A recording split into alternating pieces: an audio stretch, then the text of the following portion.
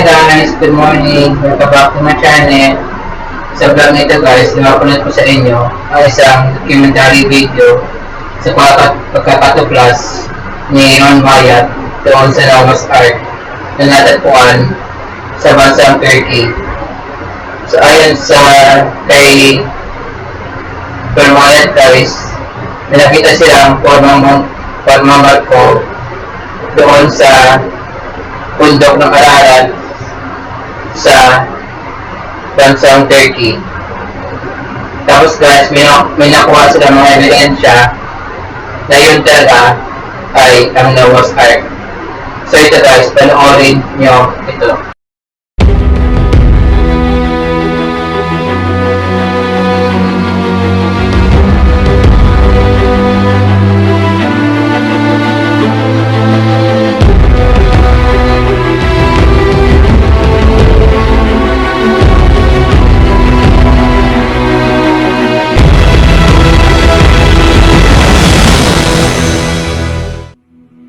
On June 20th, 1987, in the mountains of Ararat, Turkey officially recognized the discovery of Noah's Ark. Located on a mountainside about 15 miles south of the volcanic Mount Ararat, the remains of the massive ship were dedicated during a special ceremony. Guest of honor was Ron Wyatt due to his 10 years of research at the site. The story began in 1957 during the Cold War when aerial photos taken of eastern Turkey while searching for Soviet missile bases revealed a strange boat-shaped formation in the mountains about 6,300 feet above sea level. Life magazine reported on the story after an expedition from the United States went to the site in 1960. Blowing holes in the strange formation, the members of the team came away with the conclusion that there was nothing there of any archaeological interest. Ron Wyatt, like many others, read the story, but he was of the opinion that the site needed further exploration. There had been many claims of seeing Noah's Ark on the volcanic Mount Ararat, but Ron knew that it was a stratovolcano, and he believed that nothing would have been able to survive there. He noted the biblical account of the location of the ark. And the ark rested in the 7th month on the 17th day of the month upon the mountains of Ararat. Urartu, the biblical Ararat, was a large region in eastern Turkey. This location was certainly feasible. But the factor that captured his interest the most was the length given in the Life magazine story. 500 feet. Most people were looking for a 437-foot Noah's Ark based on the Hebrew cubit, but Ron again went to the Bible to learn more. And Moses was learned in all the wisdom of the Egyptians. Moses was the author of the Genesis account of the flood. He would have known the cubit of the Egyptians. The Hebrew cubit didn't come into existence until there was a Hebrew nation after Moses' death. The Encyclopedia Britannica stated, "The Egyptian cubit is generally recognized as having been the most ubiquitous or universal standard of linear measurement in the very ancient world. The royal cubit equals 20.62 inches. This would mean Noah's Ark was much longer than 437 feet. 17 years after the Life magazine article, Ron finally made the journey to Turkey. When he saw the boat-shaped object, he saw that it looked just like it did in 1960, and he knew he would need permission to excavate in order to learn anything about what was beneath the surface. So he returned home and enlisted a number of friends to help him pray for an earthquake to reveal more. In late 1978, he learned of an earthquake in eastern Turkey and returned in August of 1979. When he arrived, he was overwhelmed by what he saw. The earthquake had dropped the soil around the object, and a large crack extended the entire length. He could see what looked to him like the remains of decayed rib timbers along the now exposed sides. Also, he was able to measure the depth of the debris and measure the length. It was 515 feet, or exactly 300 Royal Egyptian cubits. He was now convinced. He carefully combed the surface, looking for evidence that it was a shipwreck. He saw what he believed were petrified structures of an ancient ship whose deck had collapsed. He saw what looked like deck joists and deck support timbers. Of particular interest was the fact that the ship appeared to be impaled on a large outcropping of limestone.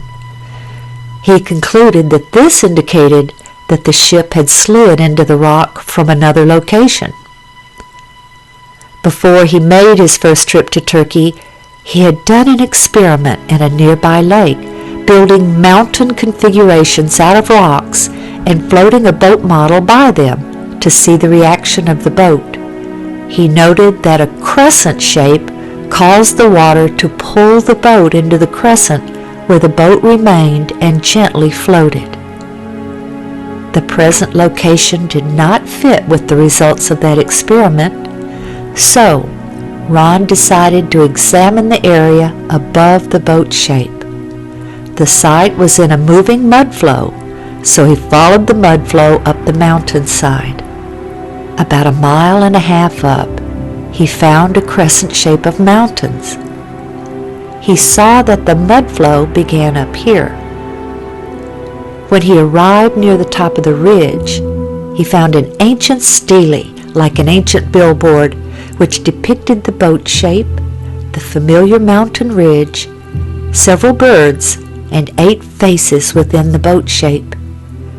Clearly, this was a reference to the ship of Noah and its 8 survivors.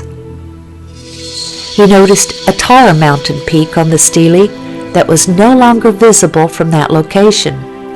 He concluded that it was a small volcano that had erupted long after Noah's Ark had landed, and that it had carried the ship down the mountainside about 1 mile, where it was impaled on the limestone outcropping, then covered in lava. The lava then encased the ship like a time capsule. The volcano then collapsed after expending its lava and was no longer visible. He then theorized that as the lava began to decay, water seeped in and allowed the remains to be petrified or fossilized by the process called mineral replacement. Molecule by molecule would be washed away from the remains and replaced by molecules from the objects and substances above it. As he examined the area within the crescent shape, he found a large section, 120 by 40 feet, approximately, of what appeared to be fossilized wood in the ground. He believed this to be the bottom of the ship, the original landing site. His conclusion was that when the floodwaters subsided, the ark sank into the muddy earth. This held the ship upright. Then God sent the wind to dry the face of the earth. The portion of the ship that sank into the mud was now firmly embedded in the ground. Many years later, when the lava carried the ship down the mountain, the main body of the ship was ripped loose. Only this section remained in their original location. Around this area that Ron believed to be embedded petrified wood, he found specimens of rock which looked very unique to him. He took several samples, along with several specimens from the boat shape below. Back home, he sent them for analysis. The results showed organic carbon, which indicated that the samples were consistent with decayed and fossilized wood. They also contained metals such as iron and aluminum. The analysis of the strange-looking rock Ron had found about 1.5 miles above the site by the bottom of the ship was clearly the most exciting. His initial analysis had shown it to be metals and not rock. In 1984, Ron met and became friends with Colonel Jim Irwin, the former astronaut. Colonel Irwin was searching for Noah's Ark on Mount Ararat, but he was very gracious and was interested in seeing the boat-shaped site. Ron had brought a metal detector to the site to see if there was a pattern of metal readings. In the presence of Colonel Irwin and others on his team, Ron employed the detectors. He found distinct metal lines down the entire length of the object, while no metal readings were obtained just outside of it. Ron asked Colonel Irwin, who had impressive scientific community connections, if he could have the strange specimen tested. Colonel Irwin sent the specimen to Los Alamos National Labs, where geophysicist John Baumgartner performed the analysis. The results of that analysis captured Dr. Baumgartner's interest. The specimen contained manganese, also titanium and aluminum, among others, and these were not in the form found in nature. Due to the sophistication of the metals, he questioned whether a missile had crashed on the mountainside and Ron had found the remains. The exciting evidences of the metal lines and the analysis of the specimens brought two new researchers into the work. Dr. Baumgartner and David Fassel, the marine salvage expert who knew all about ships and their construction. They both joined the team. Oh, look at that. Oh, well, wait a minute. Wait, let me get a close-up of that. Kind of, You want my hand in there? yeah, just to point at those little flakes of iron that are coming out, like right there. There and there. Huh. That's a strong reading.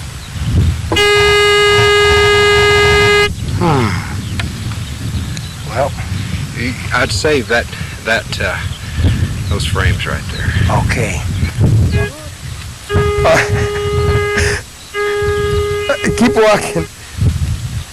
Do you want a measuring tape to measure these things, how far apart they are?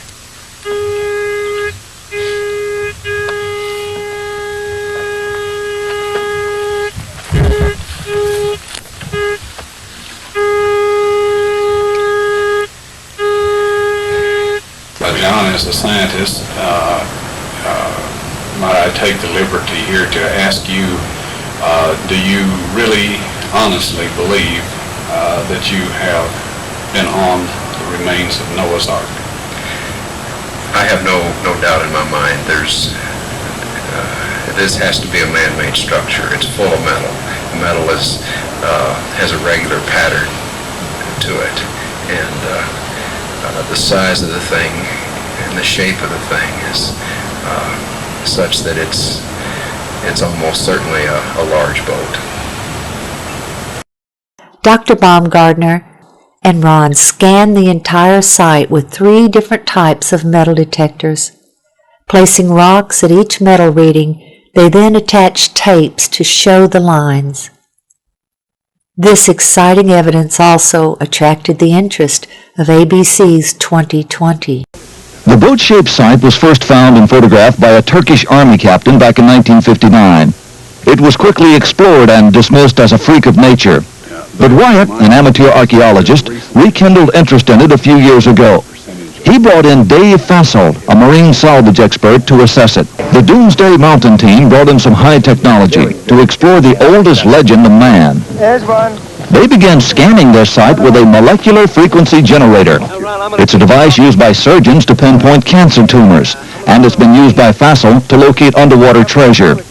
This time, the molecular frequency generator began to pick up a unique pattern of iron lines beneath the earth. Okay, bring that one up. They began placing ribbons along those lines.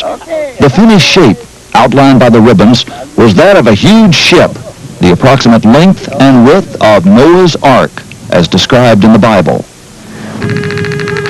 The fascinating field of ribbons soon attracted higher academic interest. That looks like iron. Okay. Dr. John Baumgartner, a physicist with Los Alamos Laboratories, sent samples back to the lab for analysis and confirmed that the metal they were tracing with the ribbons was indeed iron. With the width and the length known, the only remaining question was depth. By locating the depth of the hull, they could determine if the boat-shaped object had the cargo capacity described in the biblical ark. To resolve this final issue, Wyatt and Fassel brought geologist Tom Finner to Turkey with his company's heavy-duty subsurface radar equipment. Gear like this located the black box cockpit recorder on the floor of the frozen Potomac River after the Air Florida crash. It was here, several miles short of the boat-shaped site, that a waiting game began for Finner and the others. The party needed a final go-ahead from the Turkish government to complete their probe of Doomsday Mountain. The restrictions of martial law left the American explorers isolated from the outside world. Not even a telephone. Anyway, we're going to hang in like smell on a skunk till up and left. Get this done. And then like the smell on a skunk. The Turkish government stopped the exploration. What now? Since we were there, Barbara, things have cooled down, and they've sent their own team of scientists in to take a look at this site. It's a very fascinating location. While Turkish scientists and archaeologists did their own research, Ron and his associates continued their work. The next step was subsurface interface radar. There's the longitudinal bulkhead. You ought to see them popping out, Ron. Yeah, there they are. There's another one. There's the key line right there. Yeah.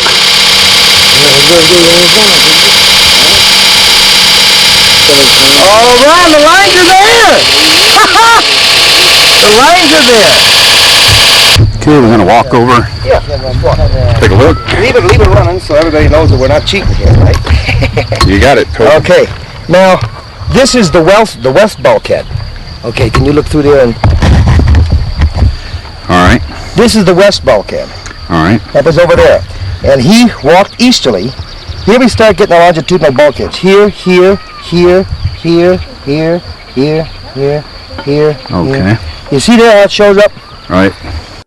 The initial scans were very impressive, showing internal structure consistent with bulkheads and rooms. But to be sure they were interpreting the data correctly, Ron took the scan printouts to Geophysical Survey Systems, the developer and manufacturer of the radar. This data does not represent natural geology. It's a man-made structure. These reflections are occurring very periodic, too periodic to be random natural type interface. There was no longer any doubt that this was the remains of something man-made. In late 1986, the Turks announced their decision. The ceremony was set for June 1987. During that ceremony, the governor asked Ron to demonstrate the radar on site for the journalists and military officials. When Ron showed them a readout that he said looked like an intact timber, the governor then instructed a soldier to dig right there. What emerged was this petrified section of fossilized hand-wrought timber. Sectioning showed it to be laminated wood, 5 layers of timber glued together with pitch, clearly visible oozing from the end. This fossilized specimen shows that rivets were used in its construction. Their analysis showed that they contained iron, titanium, and aluminum, among other things, very sophisticated alloys that would be resistant to water. Specimens falling out from the lower end of the ship, identified as slag by an expert in metallurgy, indicated to Ron that Noah filled the hull with slag material from his metal production of the fittings used to build the ark. More complete radar scans revealed a ship, although damaged and collapsed in places, of very intelligent, modern design with a ramp system at the door which led to each level. In 1990, Ron performed what he called a mini excavation, where he took shovels and bent the blades into a giant razor. He and his associates then shaved off a very thin layer from one section, smoothing it to show the color difference between the structure members and the matrix.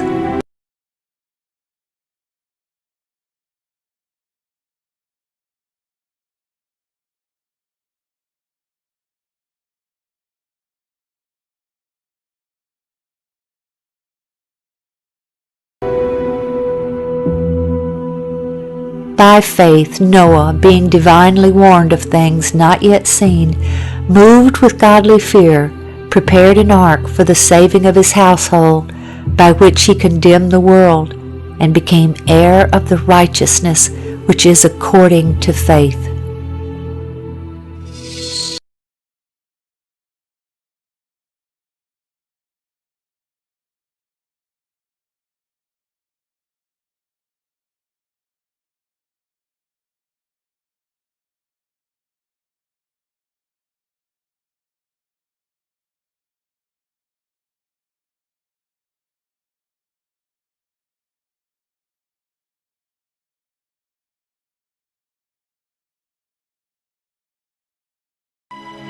For as in the days before the flood, they were eating and drinking, marrying and giving in marriage, until the day that Noah entered the ark, and did not know until the flood came and took them, so also will the coming of the Son of Man be.